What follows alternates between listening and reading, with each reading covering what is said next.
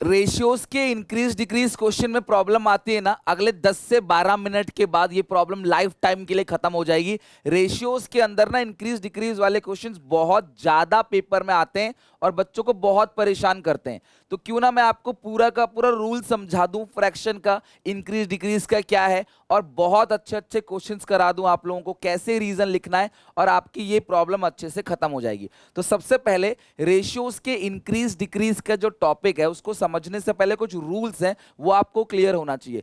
ऊपर वाले पोर्शन को बोलते हैं न्यूमरेटर इस फ्रैक्शन में, नीचे वाले पोर्शन को बोलते हैं डिनोमिनेटर।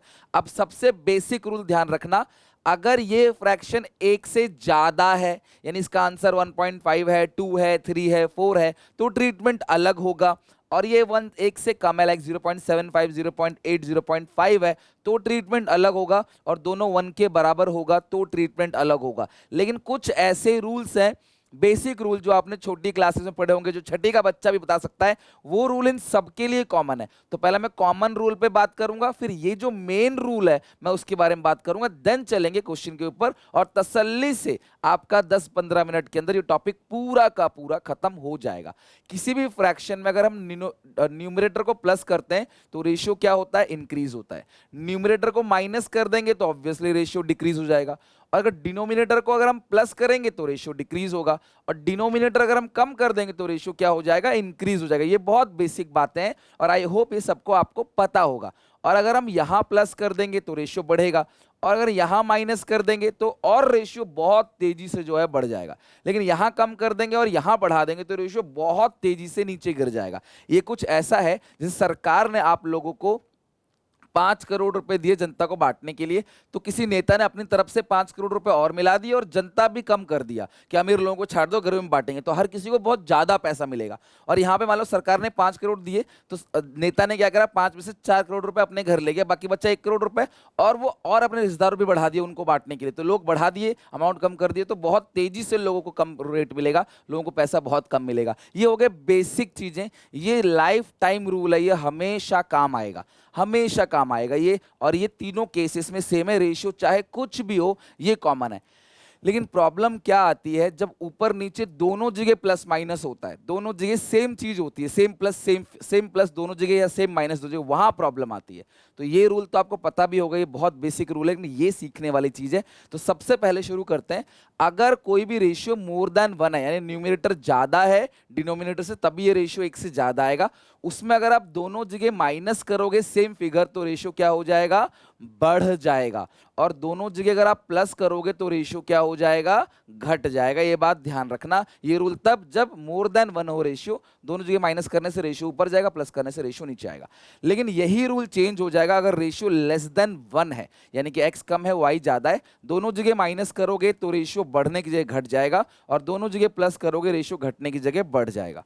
और अगर ये इक्वल टू 1 है, आप दोनों जगह माइनस करोगे, दोनों जगह प्लस करोगे, रेशियो में कोई भी चेंज नहीं आएगा। आप देखना साइन सब है, दोनों जगह ही माइनस है, दोनों जगह प्लस, दोनों जगह माइनस, दोनों जगह प्लस, दोनों जगह माइनस, दोनों जगह प्लस। बाकी जितने भी रूल है, 1 प्लस 1 माइनस 1 माइनस 1 प्लस, वो सबके केस में बिल्कुल कॉमन है। तो ये हो गया बेसिक रूल जो आपको आना जरूर चाहिए।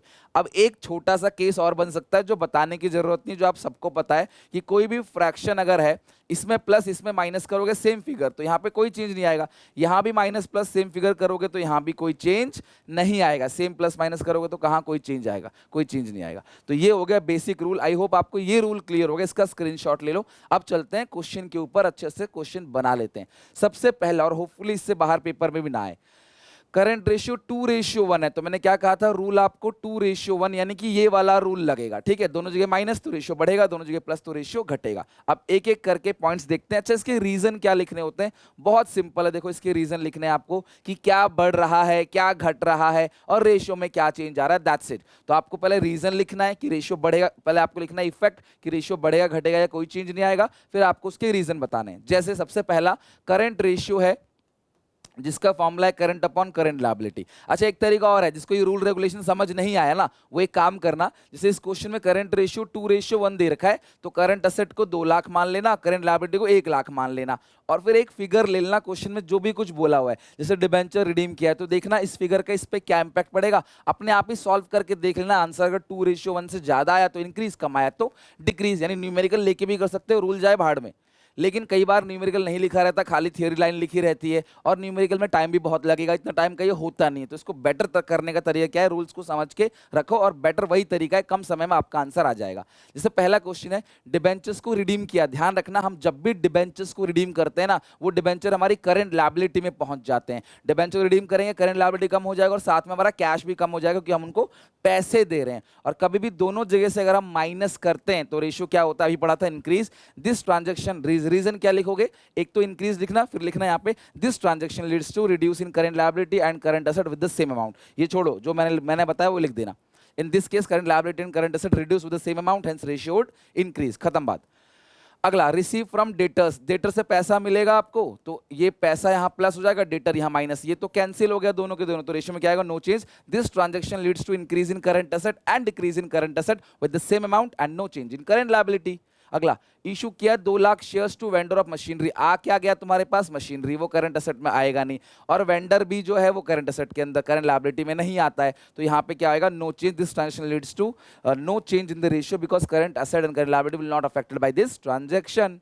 अगला, आपने बिल्स ऑफ एक्सचेंज जो है ड्रॉन किया है बाय द क्रेडिटर्स। देखो, आपने किसी को उधार दिया है और बिल्स ऑफ एक्सचेंज ड्रॉ कर लिया। बिल्स ऑफ एक्सचेंज कैसे ड्रॉ होता है, ध्यान समझना। बिल्स ऑफ बीपी और डेटर है ना, बीआर और डेटर, और बीपी और क्रेडिटर्स। ये क्वेश्चन कह रहा है एक्सेप्टेड, यानी हमने किसी से उधार लिया होगा, वो हमारा क्रेडिटर है, उसने बोला भैया मुझे पैसे मत देना, इस बिल का पैसा दे देना। वो बिल भी करंट लायबिलिटी है, उधार भी करंट लायबिलिटी था, तो एक तरीके से बिल का टेंशन बढ़ गया और उधारी का टेंशन कम हो गया। तो भाई current liability increase and decrease with the same amount, hence no change in current liability, no change in current asset. तो यहाँ पे रेशियो में कोई चेंज नहीं आएगा। It doesn't change current asset and current liability because increase in one liability bills payable result decrease in another liability creditors with the same amount. यही मैंने बोला, यही इन्होंने लिखा, यही आपको लिखना है। बोलो, क्लियर हो गया आपको बेसिक क्वेश्चंस? अभी और बनाते हैं। अब अगेन करंट रेशियो 2:1 है, आपको रीजन के साथ बताना है। सबसे पहला इंक्रीज डिक्रीज और नॉट चेंज बताना है, तो जो है वही बताना है आपको। लाइक इंक्रीज है तो इंक्रीज लिखना, इंप्रूव है तो इंप्रूव लिखना, वो सेम लिखना, मतलब वही है लेकिन वर्ड्स वही यूज करना। पहला, ट्रेड रिसीवेबल इंक्लूड्स डेटर 40,000 विच वर रिसीव। डेटर से आपको पैसा मिलता है तो क्या हो जाएगा, डेटर कम हो जाएगा, कैश बढ़ जाएगा, यानी कि करंट असेट जो है उसमें एक सेम चीज प्लस सेम चीज minus, no change in current asset.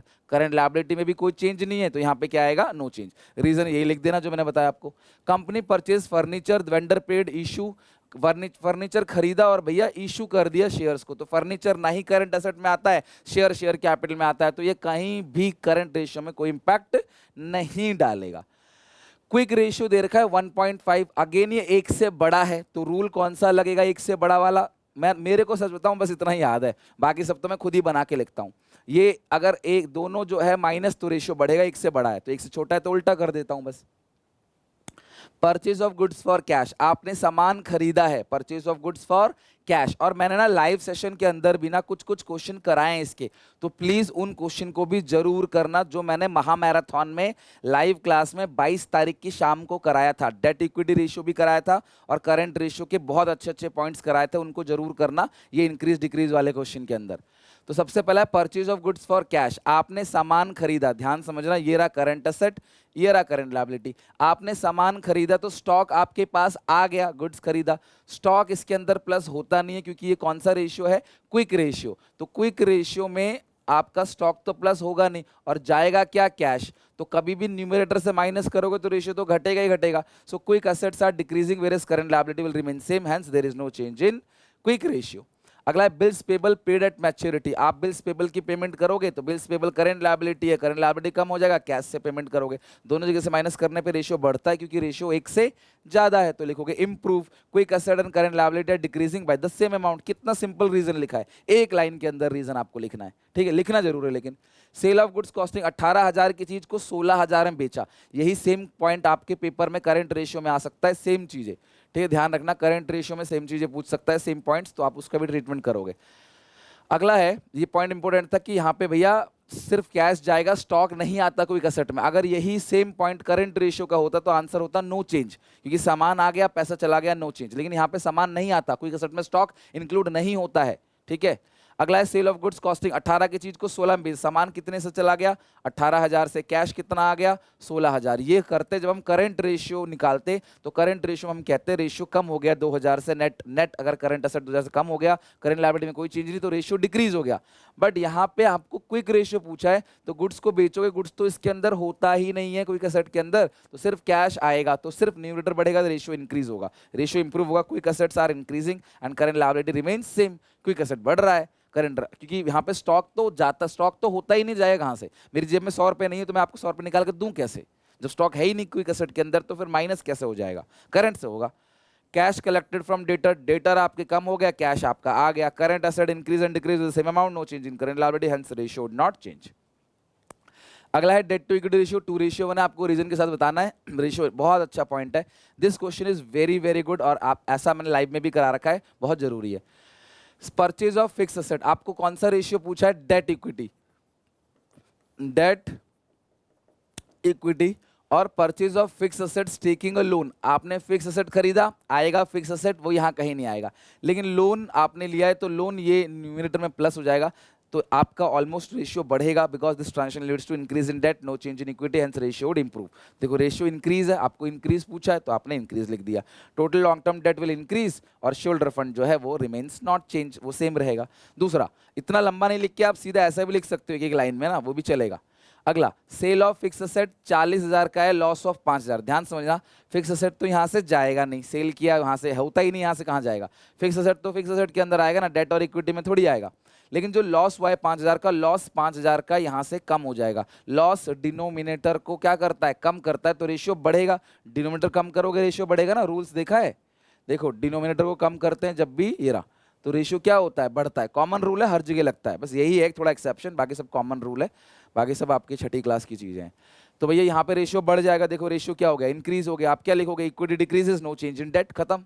अगला, सेल ऑफ फिक्स एसेट 40 का बेचा 50, 10 का प्रॉफिट है। अब जब जब यहाँ पे आप 10,000 ऐड करोगे डिनोमिनेटर में, ऊपर कोई चेंज नहीं है, तो रेशियो क्या होगा, तेजी से नीचे आ जाएगा, गिर जाएगा, रेशियो क्या हो जाएगा, डिक्रीज हो जाएगा। यहाँ पे total share holder fund increase by the same amount of profit, share holder fund बढ़ गया और डेट में कोई चेंज नहीं, तो रेशियो क्या हो जाएगा, डिक्रीज।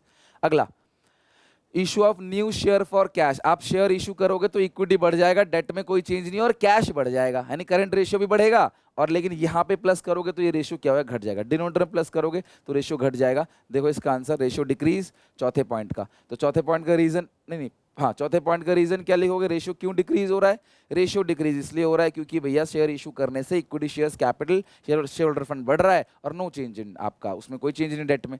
बोनस शेयर कौन से शेयर होते हैं, फ्री में इशू किया गया होता है, ध्यान रखना, बोनस शेयर को हमेशा इशू करते हैं, कैश फ्लो के अंदर भी कल पढ़ाया था, कैपिटलाइजिंग रिजर्व, रिजर्व को कैपिटलाइज करके, तो रिजर्व खत्म हो गया और शेयर्स बढ़ गया, तो रेशियो में कोई चेंज नहीं आएगा। आप देख लो ये रहा, रेशियो में no change, neither total debt में कोई चेंज नहीं है, शेयर फंड भी इंक्रीज और decrease with the same amount है, तो रेशियो वुड नॉट चेंज। इतना लिखना, ज्यादा ज्ञान नहीं देना उसमें, थोड़ा सा ही लिखना है। Redemption of debenture for cash, भैया डेट अपॉन इक्विटी, जब डिबेंचर रिडीम करते हैं ना तो ना ही डेट में कोई इंपैक्ट आएगा ना ही इक्विटी में, ये समझ लो। यहाँ पे तुम गलती करते हो बार बार, बेटा डिबेंचर्स जब हम रिडीम कर रहे हैं ना तो वो करंट लायबिलिटी कम करता है और कैश कम करता है, क्योंकि जो मैच्योर डिबेंचर्स है वो करंट लायबिलिटी में आता है, लॉन्ग टर्म डेट में नहीं रहता। फिर वो जो डिबेंचर्स रिडीम करने वाले हैं उसकी लाइफ कम है, फिर 12 महीने से कम की, तो करंट लायबिलिटी है, तो दोनों जगह से माइनस होता है। यहाँ पे कोई चेंज नहीं आएगा, नो चेंज, देखो लिखा भी हुआ है, long term debt are not affected because debentures redeem are current liability as per schedule 3 of Companies Act. Long term liability जो है वो 12 महीने वाली होती है। इतनी लंबी कहानी तुम्हें नहीं लिखनी है, तुम्हें तो नॉर्मल लिखना है बस, ठीक है।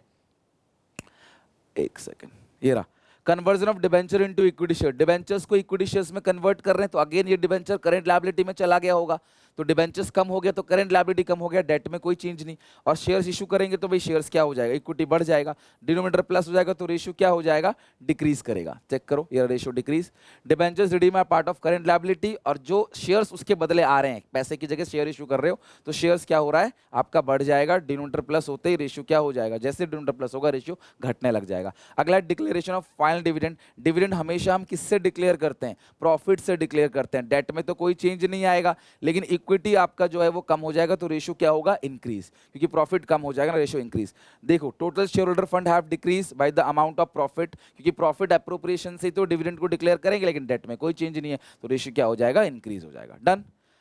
अगला है प्रोप्राइटरी रेशियो कितनी है, 0.8 रेशियो 1। प्रोप्राइटरी रेशियो का भी कर लो अच्छे से, बहुत इंपॉर्टेंट है। प्रोप्राइटरी रेशियो का फॉर्मूला क्या होता है, share holder fund upon total asset. तो सबसे पहला आपने लोन लिया है 2 लाख का 5 साल के लिए, लोन लोगे तो पैसा तो आएगा ना, टोटल एसेट बढ़ेगा आपका, और क्या बढ़ेगा आपका, लोन लोगे तो लॉन्ग टर्म डेट बढ़ेगा, लेकिन यहाँ पे शेयर होल्डर फंड है, लॉन्ग टर्म डेट नहीं है, तो डिनोमिनेटर इंक्रीज हो रहा है तो रेशियो क्या हो जाएगा आपका, decrease. No change in share holder fund but total asset increase by total asset आपका बढ़ गया 2 लाख से। अगर आप इस क्वेश्चन को ऐसे भी कर सकते हो, आप 8 लाख मान लो प्रोप्राइटरी फंड और 10 लाख क्या मान लो, 10 लाख मान लो आप टोटल एसेट। अब यहाँ देखो 2 लाख का लोन लोगे तो ये 10 से क्या हो जाएगा, 12 बढ़ जाएगा, यहाँ कोई चेंज नहीं, तो 8/12 करोगे तो फिर आपका 0.8 से भी कम आएगा आंसर, तो रेशियो क्या होगा, डिक्रीज। तो न्यूमेरिकल करके भी दिखा सकते हो या ऐसे लाइन लिख सकते हो, मर्जी आपकी है। अगला है purchase of machinery for cash, machine खरीदोगे तो यहाँ पे मशीन आएगा और कैश जाएगा, टोटल एसेट में कोई चेंज नहीं है, ये तो रेशियो में कोई चेंज नहीं आएगा।